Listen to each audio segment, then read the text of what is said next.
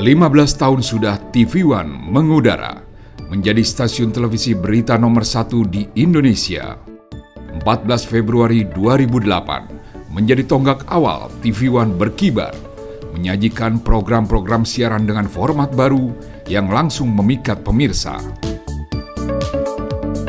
Memang beda adalah slogan utama TV One sejak awal berdiri, yang diwujudkan dengan pemberitaan terkini, eksklusif, dan terus menangkap aspirasi masyarakat Indonesia.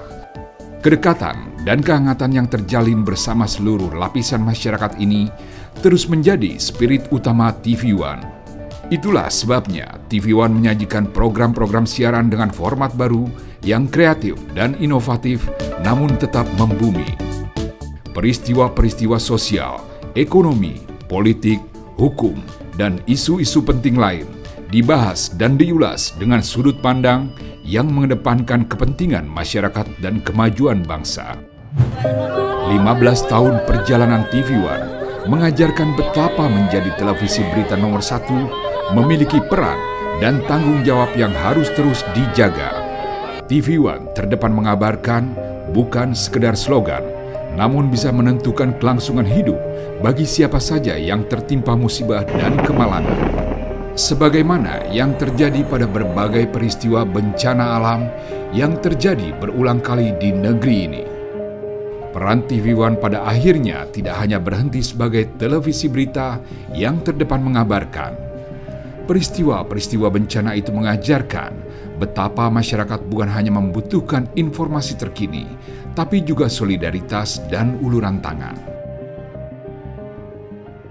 Satu Untuk Negeri TV One ini dibentuk awalnya pas ada bencana Situ Gintung, yang tanggul Situ Gintung itu jebol, dan itu masih belum dibentuk sebagai yayasan karena masih kalangan kepanitiaan karyawan TV One. Jadi kita buka rekening untuk membantu korban yang tertimpa musibah jebolnya tanggul Situ Gintung itu.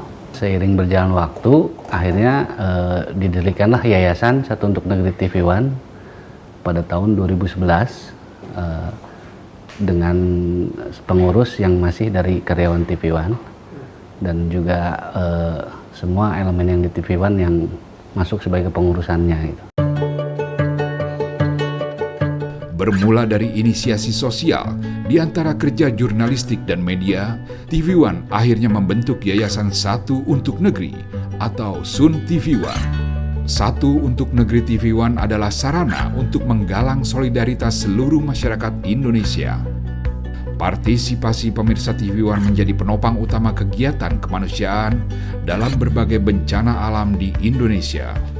Dalam bencana itu kan biasanya ada tahapan-tahapan tanggap darurat sama recovery ya. Kita langsung bergerak ke lokasi, dan biasanya kalau untuk tanggap darurat itu ya kita memberikan kebutuhan untuk mereka sehari-hari, seperti misalkan kayak macam tenda untuk mereka sementara tinggal gitu. Kemudian untuk bahan pokoknya, untuk bahan makannya entah beras, mie instan atau selain sebagainya. Jadi ada 2 tahap. Kalau sudah terpenuhi semua kebutuhan dari pengungsi ini, sudah kita selesai untuk tanggap darurat dan kita tinggal menunggu untuk masa recovery. Nah, di masa recovery ini biasanya kita mencari fasos dan fasum nih Mas ya. Contohnya ya kayak puskesmas atau sekolah dasar, masjid, tempat ibadah untuk kita bangun kembali. Teman-teman cari tempat yang aman, teman-teman cari tempat yang aman. Cari posisi yang aman. Gunung longsor, gunungnya longsor. Peran Satu Untuk Negeri TV One dalam penggalangan dan penyaluran dana kemanusiaan antara lain terwujud pada bencana alam gempa bumi di Pulau Lombok, Nusa Tenggara Barat pada tahun 2018. Gempa Lombok merupakan peristiwa bencana alam yang sangat memilukan, terutama bagi masyarakat yang bermukim di Lombok, Bali, dan Sumbawa. Satu Untuk Negeri TV One menggalang dana kemanusiaan dari pemirsa untuk membantu masyarakat terdampak bencana gempa bumi Lombok ini. Dimulai dari masa tanggap darurat, beragam jenis kebutuhan terus diberikan sesuai dengan kondisi di lapangan yang sangat memprihatinkan. Tidak berhenti di masa tanggap darurat saja, Satu Untuk Negeri juga menyalurkan bantuan sampai tahap recovery atau pemulihan. Pembangunan sarana dan prasarana umum atau FASOS dan FASUM menjadi tahapan berikutnya kegiatan Satu Untuk Negeri, antara lain dalam bentuk sarana ibadah berupa masjid sampai sekolah. Sekolah Dasar Negeri 1 Pemenang Barat Dusun Menggala, Desa Menggala, Kecamatan Pemenang, Kabupaten Lombok Utara, Provinsi Nusa Tenggara Barat. Inilah salah satu sarana dan prasarana umum yang dibangun dengan dana pemirsa TV One yang disalurkan melalui Yayasan Satu Untuk Negeri. Sekolah yang telah berdiri sejak tahun 1952 ini runtuh dan hancur karena gempa bumi Lombok 2018. Kita sudah tidak ingat apa-apa waktu itu karena luar biasa dahsyatnya 7 skala Richter ya yang menimpa KLU waktu itu. Dan syukurnya kita di sini, alhamdulillah anak-anak kita yang di sekolah di sini tidak ada yang menjadi korban. Cuma ada yang hanya sekedar luka, yang sekedar patah tulang, itu saja sih. Dan kalau perumahan pun rumah-rumah mereka sudah hancur semua. Beberapa bulan kemudian banyak relawan yang datang mengunjungi kami. Akhirnya kami ketemu dengan orang luar, bule yang bisa membuatkan kami bangunan huntara, istilahnya hunian sementara ya. Hanya sekedar untuk berteduh, anak-anak bisa berteduh. Karena waktu itu, kejadian itu suasananya sangat panas sekali. Jadinya mereka kasihan melihat kami belajar dengan penuh keringat, terus di atas reruntuhan, akhirnya kami dibangunkan kelas sementara. Cuma belum tertutup. Nah, beberapa waktu berselang, akhirnya datang TV One yang datang ke kami untuk menawarkan bangunan permanen. Awalnya kami menolak karena banyak wali murid yang takut dengan anak-anaknya ketika belajar nanti ada gempa susulan. Karena melihat kondisi waktu itu, wali murid juga trauma dengan bangunan-bangunan yang bertembok. Tapi TV One meyakinkan kami bahwa ini adalah bangunan tahan gempa.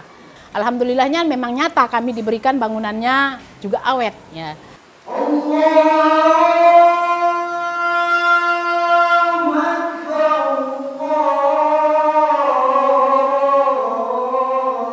Bencana gempa bumi Lombok 2018 menjadi masa lalu yang pahit dan kelam. Masyarakat Lombok kembali bangkit dan membangun ulang kehidupan baru mereka. Masjid Al-Abror terletak di Dusun Wadon, Desa Kekait, Kecamatan Gunung Sari, Kabupaten Lombok Barat, Nusa Tenggara Barat. Fasilitas ibadah ini adalah satu dari sekian sarana dan prasarana umum yang dibangun dengan dana kemanusiaan pemirsa TV One yang disalurkan oleh Yayasan Satu Untuk Negeri. Masjid ini dibangun secara menyeluruh, menggantikan bangunan masjid lama yang ambruk dan runtuh tak bersisa. Masjid Al-Abror yang dikenal juga sebagai Masjid TV One menumbuhkan semangat peribadatan dan aktivitas sosial kemasyarakatan di wilayah ini.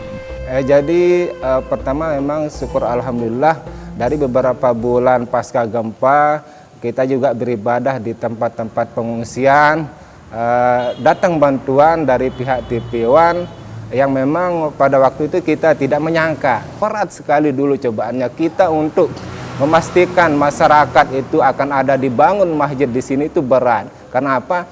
Karena memang secara tiba-tiba dibuatkan masjid yang utuh dari nol itu susah pikiran masyarakat. Begitu, makanya tetap kita komunikasi dengan pihak TV One terkait dengan bagaimana struktur bangunan, pengerjaannya, gambarnya, bahkan itu selalu saya komunikasi sehingga kemudian masyarakat bisa mengerti bahwa pembangunan masjid bantuan dari pemirsa TV One benar-benar akan dibangun di Masjid Wadon ini.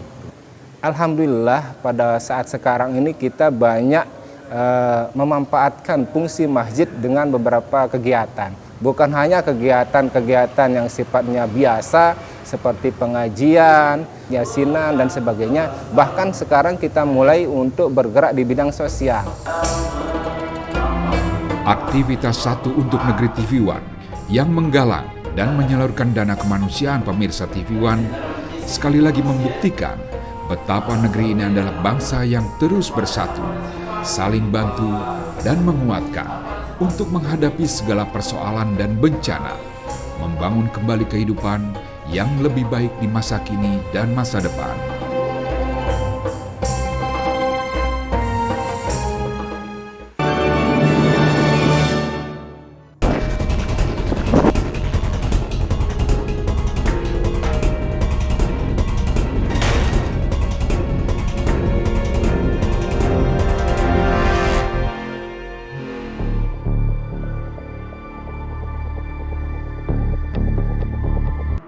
TV One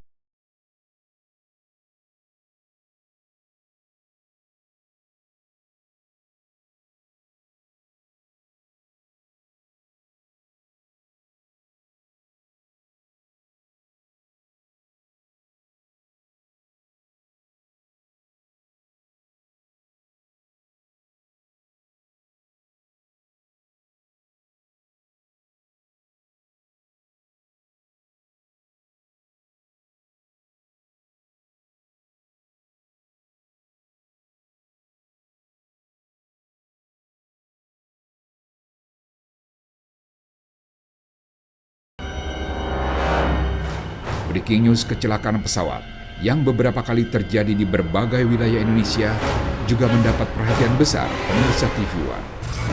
Kecelakaan pesawat Sukhoi Superjet 100 yang jatuh menabrak Gunung Salak di tahun 2012 adalah salah satu peristiwa besar yang menunjukkan kekuatan tim TV One yang terdepan mengabarkan. Penjemputan heli yang berada di puncak Gunung Salak 1. Ya komitmennya dari awal masuk di TV One tuh, ya kalau ada kejadian atau di gunung itu, saya memang udah diinin sama atasan saya untuk supaya bisa ikut operasi atau liputan di daerah pegunungan itu. Medan ini kalau berjalan di Medan ini tuh seperti apa? Ya udah pernah lah, kita udah tahu untuk antisipasi kalau kita sampai terjatuh dari jurang itu kita udah tahu. Terus pengetahuan navigasi juga kan kita alhamdulillah udah dapat, jadi agak sedikit ngerti lah. Jadi kalau lewat lembahan gitu gimana nanti kalau udah ketemu di punggungan itu kan, jadi kalau sadelan itu mungkin bentuknya agak punggungan. Kalau mau melipir ke bawah tuh harus zigzag atau gimana, kita udah sedikit tahu lah kita untuk bisa sampai ke bawah sana gitu. Karena kan ya kalau tebing-tebing di hutan itu kan banyak tumbuhan-tumbuhan yang ada di tebing-tebing itu kan bisa kita pakai untuk pengaman kita supaya kita bisa sampai ke bawah gitu. Ya sedih ya, musibah yang apa ya, yang memang nggak diduga-duga kalau iya kan, karena kan pesawatnya agak meledak gitu. Ya korban, ya itunya area itunya agak luas, terus jurangnya juga dalam-dalam. Ya agak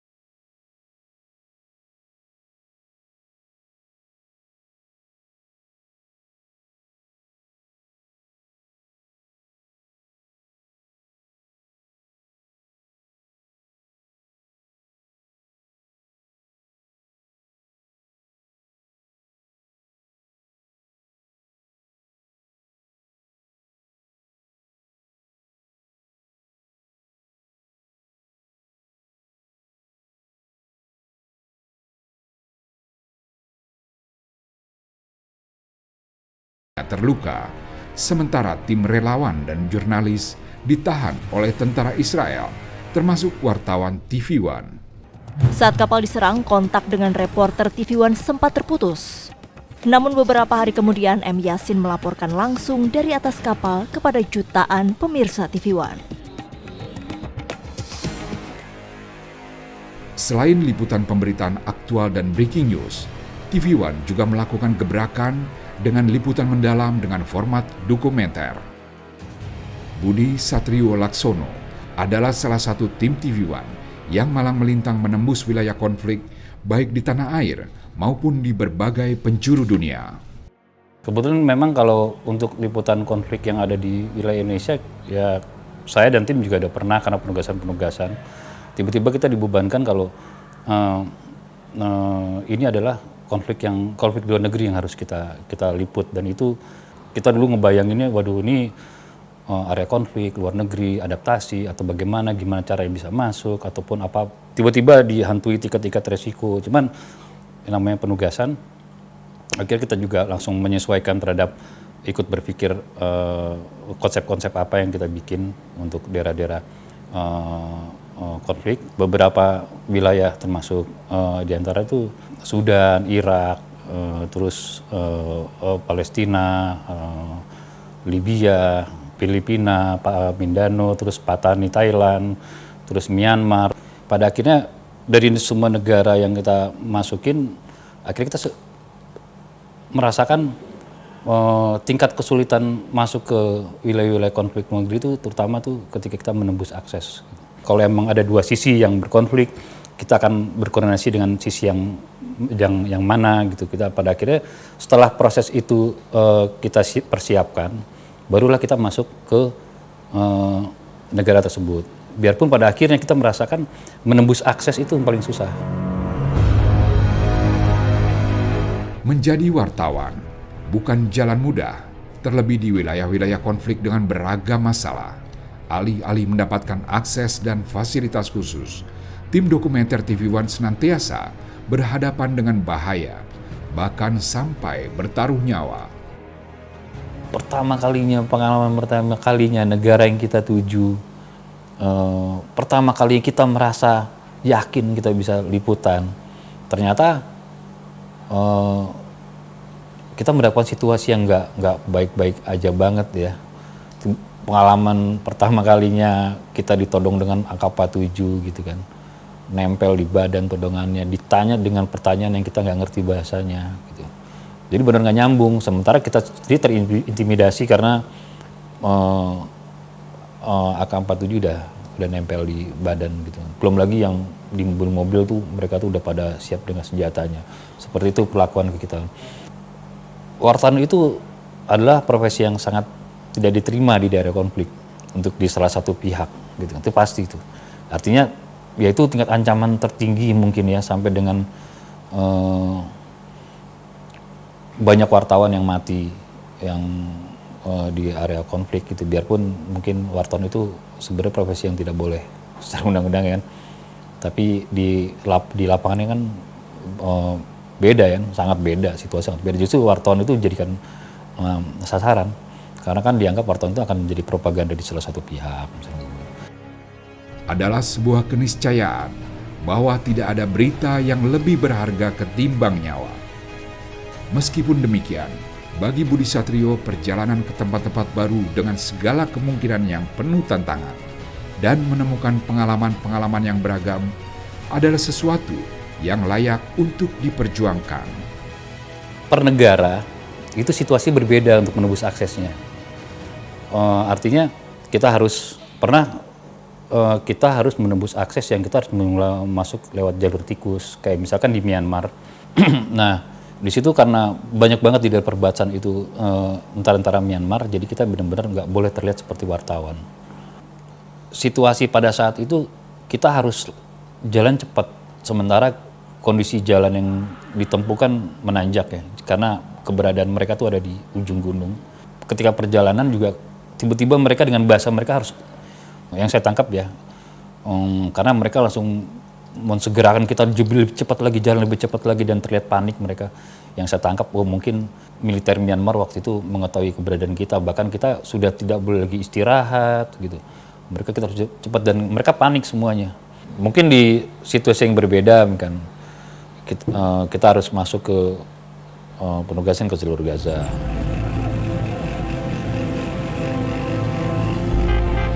Nah, kita sekarang memasuki situasi konflik Palestina. Ya, beberapa hal akhirnya kita dapatkan situasi konflik yang di Gaza, seperti mencoba untuk menembus terowongan bawah tanah. Kita coba memasuki daerah perbatasan Palestina yang berbatasan langsung dengan Israel, yang wilayah situ wilayah jam malam, nggak boleh ada warga yang keluar. Di salah satu lorong, terus kita dicegat oleh, ya setelah kita ketahui akhirnya mereka tuh ternyata para pejuang-pejuang Palestina. Cuma kita cukup shock juga ya, tiba-tiba kita dicegat, disuruh turun, sedang apa, itu sempat saya ambil momennya itu dengan kamera kecil.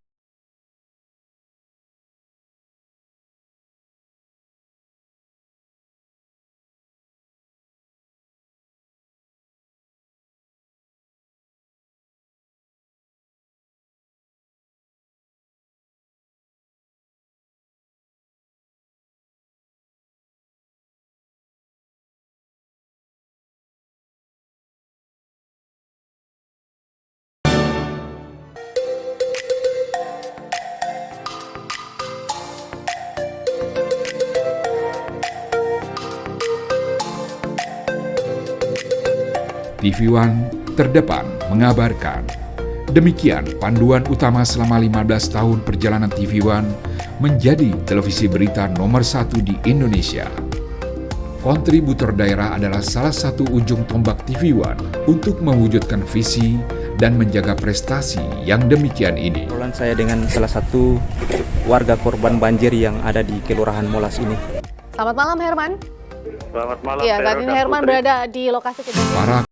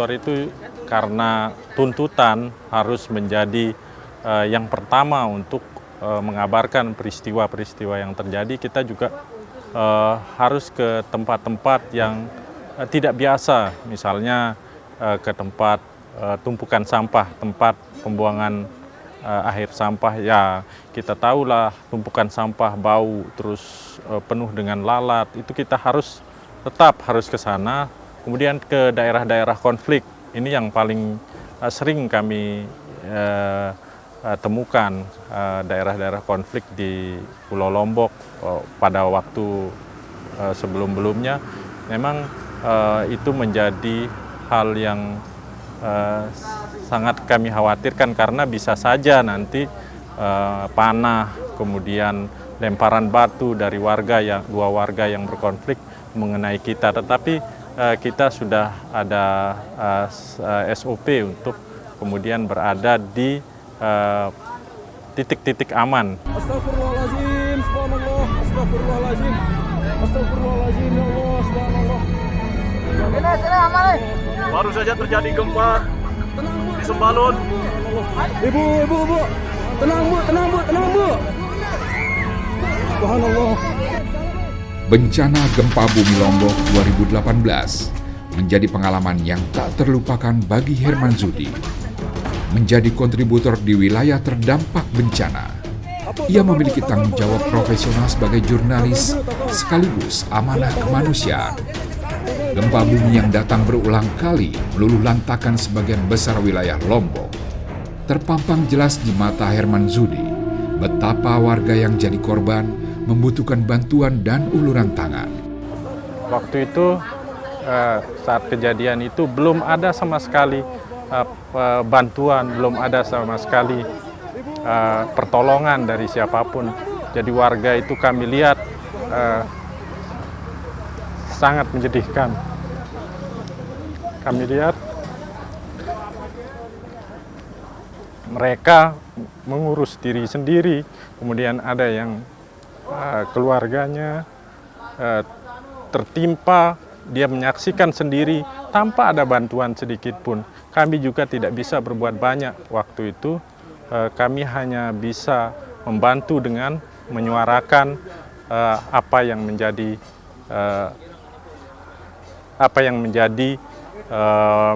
kebutuhan mereka, apa yang menjadi pertolongan terutama pada saat itu yang kami lakukan. Kami waktu itu kadang berangkat pagi, pulang sampai tengah malam untuk mengabarkan peristiwa-peristiwa aktual kepada masyarakat. Bekerja dalam situasi yang berat, di lokasi-lokasi sulit dan terpencil, bukan hanya dijalani oleh para kontributor dan jurnalis TV One. Sebagai televisi berita yang lahir dari dan untuk seluruh lapisan masyarakat Indonesia, TV One terus menjaga kelangsungan siaran agar bisa terus dinikmati oleh para pemirsa dimanapun mereka berada. Muhsin adalah salah satu dari sekian operator transmisi yang bertugas menjaga kelangsungan siaran TV One di berbagai pelosok Nusantara. TV One yang bersiaran terus-menerus selama 24 jam memberi tantangan yang besar bagi Muhsin. Ia harus tetap bersiaga dan sedia menjaga kelangsungan siaran TV One di area jangkauan transmisi yang menjadi tanggung jawabnya. Yang terpenting itu pemancar tetap on air selama 24 jam, tidak ada gangguan, dan tetap bisa dinikmati oleh pemirsa yang ada di Pulau Lombok. Adapun suka duka kita bekerja di sini tuh pas lagi musim hujan. Transmisi itu memang harus dibangun pas di atas bukit begini, karena tujuannya kan supaya lemparan gambar itu bagus, jadi dipilihlah di atas bukit. Dan kondisi jalan itu memang bukan jalan umum, memang itu jalan khusus untuk pekerja yang ada di sini, jadi jalannya licin, rusak, ada ranting juga. Kadang-kadang kita adakan perambasan, paling parah itu di tengah jalan itu pas malam itu ada pohon yang sudah nutup jalan, kita tidak bisa lewat, itu yang paling parah. Jadi terpaksa kita jalan kaki ke atas, baru besok paginya kita bawakan senso. Para operator transmisi seperti Muhsin ini bisa jadi jauh dari sorotan dan perhatian. Namun berkat peran dan tanggung jawab mereka, masyarakat bisa menikmati siaran TV One selama 24 jam di sepanjang 15 tahun perjalanan TV One yang terus menyalakan semangat Indonesia Bersatu.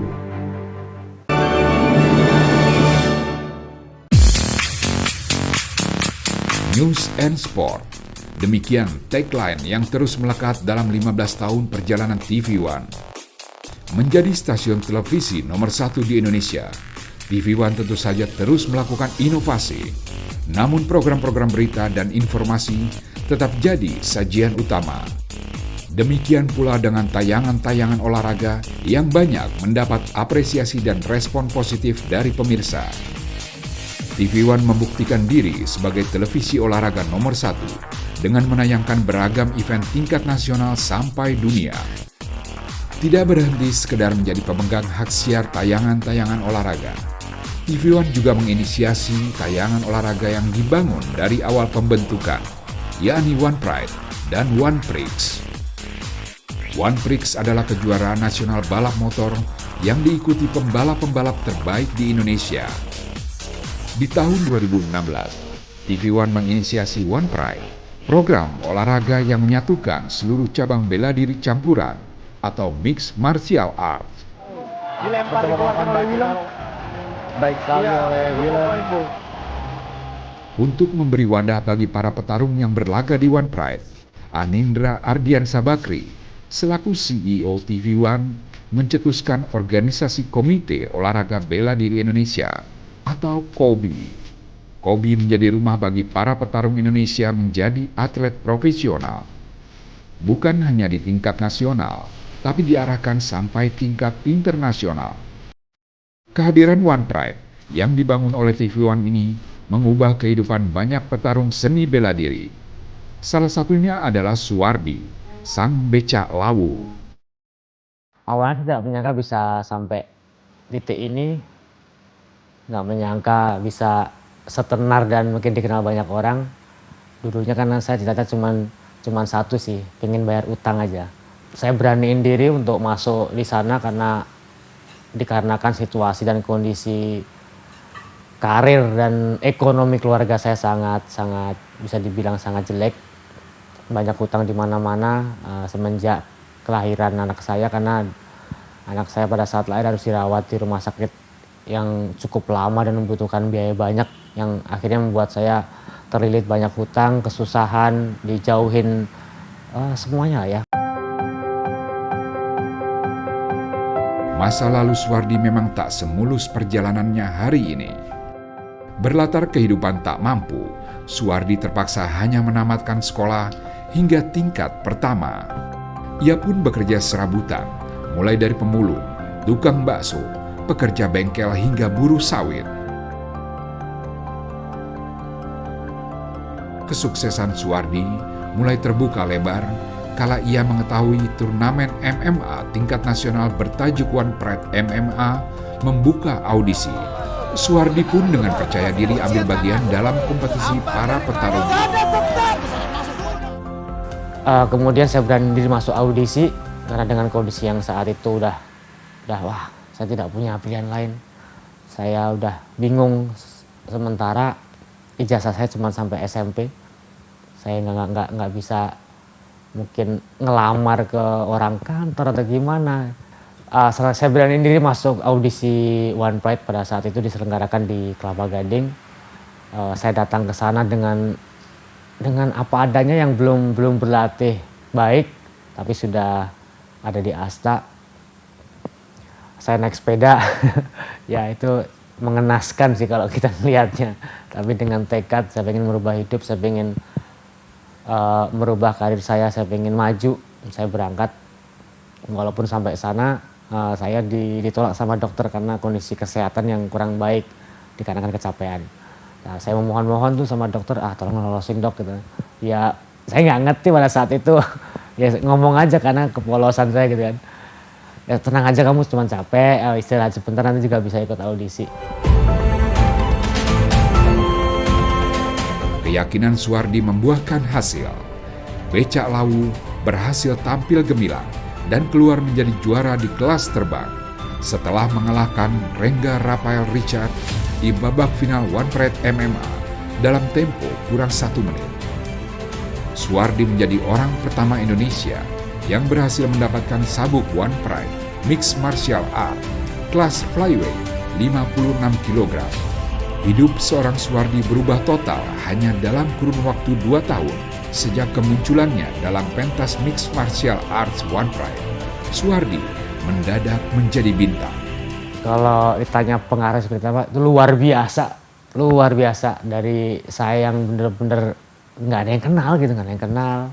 Terus dicap yang nggak punya masa depan sama mungkin ada beberapa teman juga gitu kan.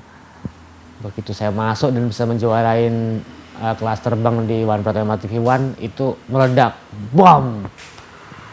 Itu saya kaget, dari yang orang nggak kenal jadi kenal semua, di setiap sudut gang ngomongin saya, di setiap orang ngopi ngomongin saya gitu.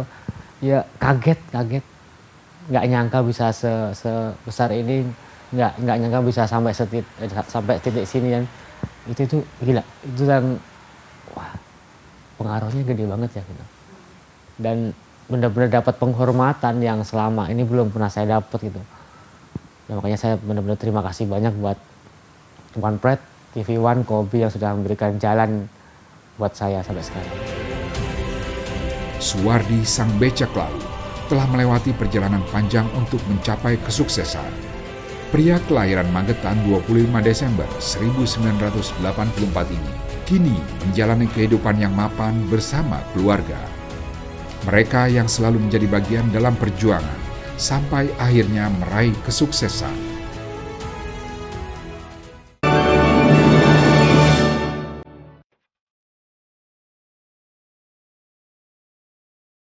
Lima belas tahun sudah, TV One berhasil mempertahankan posisi sebagai televisi berita dan olahraga nomor 1 di Indonesia. Salah satu elemen penting dalam peliputan berita yang menunjang keberhasilan TV One terus menjadi televisi berita yang terdepan mengabarkan adalah tim teknik yang terdiri dari transmisi satelit, video sistem broadcast, serta tim mechanical electrical broadcast. Mereka inilah yang mendukung berjalannya siaran dapat berlangsung secara cepat dan akurat dengan dukungan satelit news gathering atau SNG. Tim teknik ini menjadi garda depan keberhasilan TV One menyiarkan kabar-kabar terkini langsung dari lokasi terjadinya peristiwa dan kejadian penting dan genting. Kru teknis ini bisa jadi tidak pernah tampil di layar televisi, namun mereka memiliki rekaman pengalaman dan kisah-kisah tak terlupakan yang mereka alami sendiri langsung di tempat kejadian. Semenjak saya bertugas, banyak berkesan bagi saya. Salah satunya ada di bencana gempa tsunami, Merapi, tragedi Sukhoi, sama Mbah Priuk. Nah, yang paling saya ingat itu yang berkesan ya di Merapi dan Sukhoi. Jadi kalau yang di Merapi kita tuh aplusan. Di sana itu sudah jam 5:30 itu kabut sudah turun. Pas kita aplus, kita sama tim sambil lihat-lihatan. Perasaan saya itu seperti kayaknya saya nyerahin nyawa di sini gitu. Karena apa? Di bawah sudah terdengar gemuruh-gemuruh. Dan di lokasi pun itu udah sepi. Hanya ada SNG kita sama kru-kru kita. Dan akhirnya kita turun. Paksakan turun, SNG menyusul, kita kru turun duluan. Kita cari penginapan. Baru aja kita nyampe di penginapan, tiba-tiba gunung itu langsung meletus kan. Kita itu berhamburan karena memang kita satu nggak tahu medan, kedua memang kita udah berpikiran yang macam-macam gitu karena itu abu-abu vulkaniknya udah ke kita. Pagi itu kita bersihin tuh SNG, atap-atapnya itu udah setebal ini Mbak. Itu jadi kita live sampai sore. Itu hampir 10 jam kita naik terus live mengabarkan kejadian secara langsung untuk pemirsa.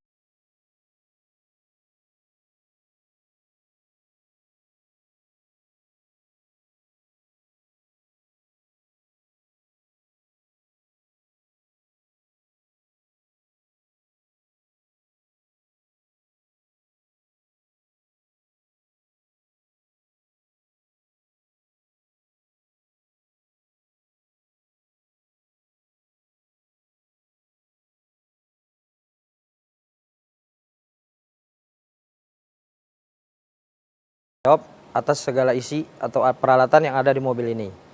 Karena peralatan yang dalam mobil ini bukan peralatan yang sembarangan dan tidak murah. Karena peralatan khusus. Jadi apapun yang terjadi, kita gimana pun harus cepat, tepat, tapi tetap dengan hati-hati. Kalau peristiwa dan kenangannya sih banyak sih Mbak. Banyak, terutama kita harus sampai paling awal. Terus mengkondisikan situasi gimana mobil satelit ini cari posisi yang bisa nembak satelit. Nggak boleh ada pohon atau bangunan. Dengan situasi yang begitu, apalagi kayak demo, bencana, itu kita harus gimana kita bisa kreatif dan inisiatif di mana nih tempatnya. Dengan walaupun timnya belum sampai, kita harus tetap siapkan ini mobil, kendaraan, gimana bisa siaran langsung. Pemirsa kan tidak mau tahu, yang penting dia dapat info nih. Gimana dia tetap info terupdate yang mana yang menyiarkan. Nah kita itu gimana caranya, jalannya susah, ada yang nggak bisa lewat, kayak kemarin Cianjur kan nggak bisa lewat, kita cari alternatif lain. lewat sawah-sawah. Yang penting kita bisa tembus ke lokasi dan menyiarkan suasana terkini. Saya dan teman-teman sih di lapangan kadang-kadang kita di suatu lokasi bencana itu kayak tempat penginapan susah, makan susah. Mau nggak mau kan kita harus berbaur dengan penduduk setempat. Apa rumah warga, apa gimana. Yang penting bisa istirahat sebentar karena kan kita harus selalu update buat mengabarkan ke pemirsa.